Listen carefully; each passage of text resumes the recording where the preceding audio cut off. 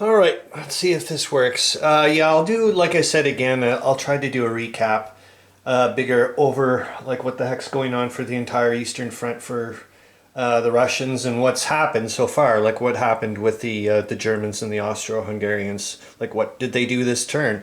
They did quite a bit over here. Hopefully you can see that. Is a little bit of what's going on. We're not going to talk too much about the 8th Army. I'm just going to primarily talk about the 6th Army right now, the Russian 6th Army, and what I want to do with it. And I guess yet again we'll talk a little bit more about what all these weird doodads are on the counters. Some of them are what I call Alberto markers, and other ones are just like these blue things or other indicators for me. But we're going to talk about the 6th Army. Like I said, what I want to do, the notes that I wrote down way the heck back in December 22nd, 2024. I'm amazed because I hadn't looked at them until a little while ago, and it's essentially the same movements and what I wanted to do. I'm a little bit more, I'm going to go with it this time compared to what I wanted to do in December. So we'll talk about it, and yeah, I'm going to get into a better camera angle at some point, but this is what I'm going with. Anyways, so here's the 6th Army, and I'll try to let you know what their situation is, and also what it's been, what I wrote down in the notes, which is pretty darn good. I'm really impressed, and I can also go and explain a little bit about what these counters are, or these Alberto markers. So, as you can see, like all the numbers there are just like the battle groups, what I call a battle group. And so I'd go into my little book, number 13, and under there I would explain, tell you what the heck's there, which we do very quickly, I do believe, and it's the 2nd Reserve Infantry Division. And there's a total of 3 strength points. If you see like a little Alberto marker that's like that, with a white thing and a number, that's usually...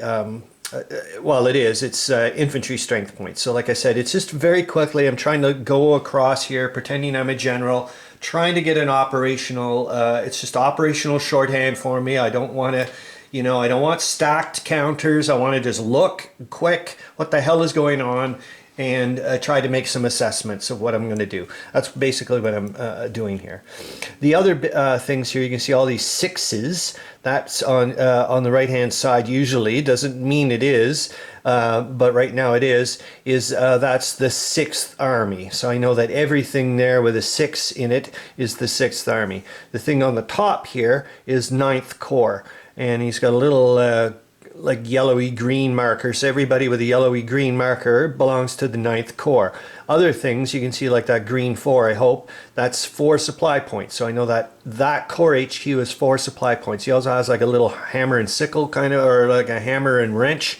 For me, I'm using that as an engineering unit. There, that little cannon, Napoleonic cannon, for me is showing artillery. There's this little thing over here, hopefully you can see it's like a little badge. I'm using that as cavalry. So I know what the heck's going on.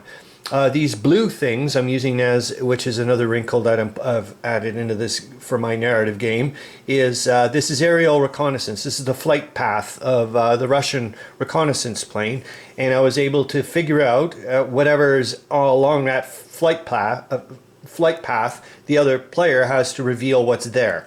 So I know, for example, there's some cavalry and 3 infantry strength points and so on and so forth all the way down there. And I can see this little guy here. And Czernowitz is right there. On a side note, the 8th Army there, with Brusilov, just lost Stanislav, which was over there. I was a bit shocked that it happened so quick.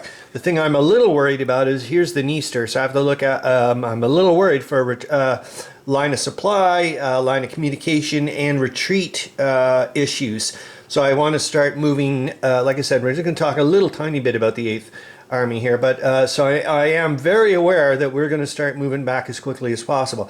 These are mostly, I think they're all entrenched positions, so as we fall back and as the Austro-Hungarians move forward, those will all be devastated areas, which is going to cause them line of communication and line of supply issues and so on, movement issues and whatnot. Further compounded with the major river there. If we can get across the Dniester, all the power to us. I mean, we're way far away here. My primary focus, it's a bit of a bummer that I lost Stanislav, but my primary focus right now is to try to keep Czernowitz and have a hard flank. They're not going to go and invade Romania as far as I know, so we'll see if we can try to hammer away at this little mountain pass or whatever it is and see if we can cause some supply issues there and just try to... But anyways, let's see what I wrote way the hell back in December 22nd, 2024.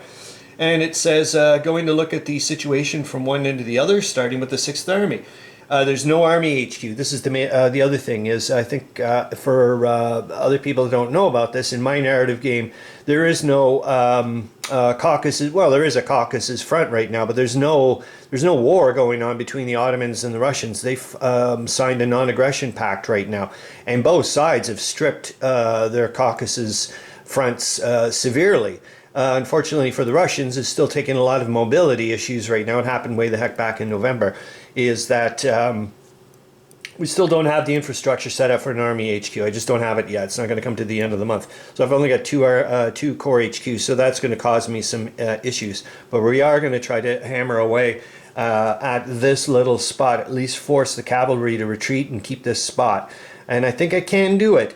The nice thing is I forgot that what I've done, if you notice here, these are all entrenched positions, but I do have a reserve of 4 infantry strength points sitting here, so I can fill up a gap. So that's what I'm essentially going to try to do. I'm going to do it here. I'll show it to you later on when we go to the 8th Army and whatnot. So I'm going to start shifting some of my, and there's the other thing, yes, I can start shifting whatever's, like some troops from one corps to the other, but I'm not into so much, like for example, I'm not going to be able to use these supply from 9th Corps to supply an attack with infantry from 10th Corps. It would have to go this way. This is just the way I like to do this. I like this further constraint. I enjoy it. And so those are that's another consideration I have to make.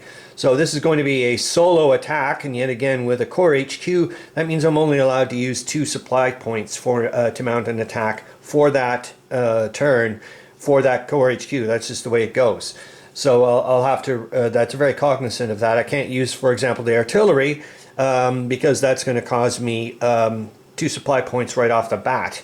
So 1 supply point for 2 strength points, I do believe, instead of 4 for the infantry. So I have to be cognizant of that. And I'm going to be, so in other words, it's going to be low. So I'll try to have to load up a little bit in some ways. But I'm hopeful with the terrain here, because it's clear terrain. If I could, oh, darn it, he'll be able to use the forest, the woods here, because it's always adjacent hex sides as well. But at least I've broken the river bonus. At least that's good, because they would have been added on.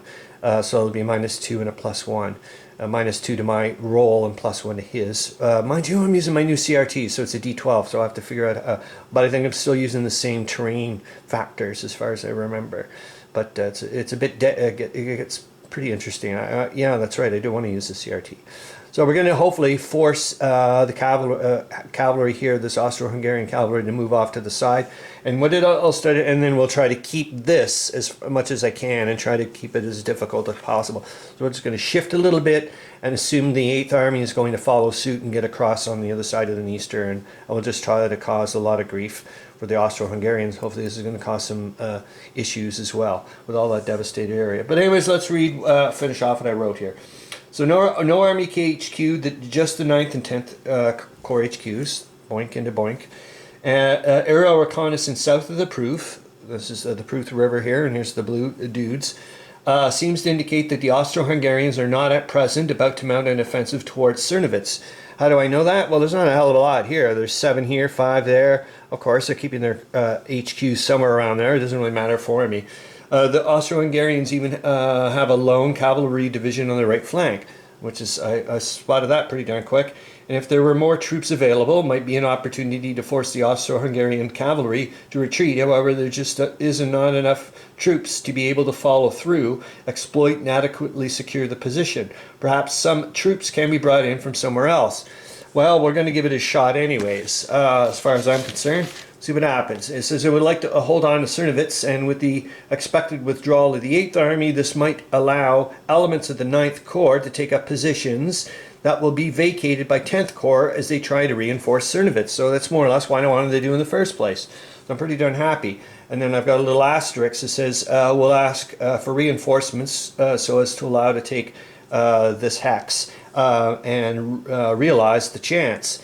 And so we're going to do this. I don't know if you can see that, but it's a little off to the side. Nope, it's just a little off. Actually, if I just go a bit back, so let's pan back because I'm not doing the movements, but at least you can see a bit more of what the hell's going on, I guess.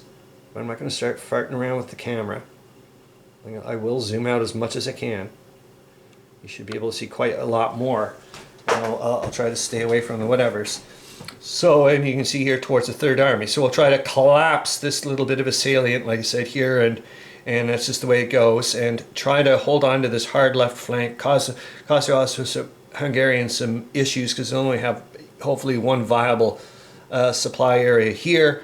Get behind the Dniester here. This should all be devastated areas, cause them some issues. I will deal with the Third Army and all those other guys here. This is what I wanted you guys to see, essentially, is Proskorov and these blue lines going to here. I don't know if you can really see, probably not. No, it's probably off to your thing. Where am I? Yeah, it's probably off. But anyways, these blue lines are, like I said, these... this is like a satellite communication center. It's just mostly administration staff and so on and so forth. I'm just trying to, in my mind, to pretend that there's a lot more coordination of what's going on from the central spot, which is over in Brest-Litovsk, where, and I did call him Dmitri, but it's actually Yuri Danilov, the Black Danilov. I forgot to mention that in the previous post. So that's it. That's what I'm trying to use this. But it does cause some rail constraints, and so rail capacity, not for the double rail line, but it's it certainly does cause for the single track here, or whatever. But so that was another consideration. But this is supply, actually. I thought those were troops, but those are supply. But I'm liking this. Hopefully this is a little idea of what's going on. But I'll start making the movements because I really want to get trucking with this. And hopefully this was half decent. And away we go. All right. Hope you're having fun. See you later.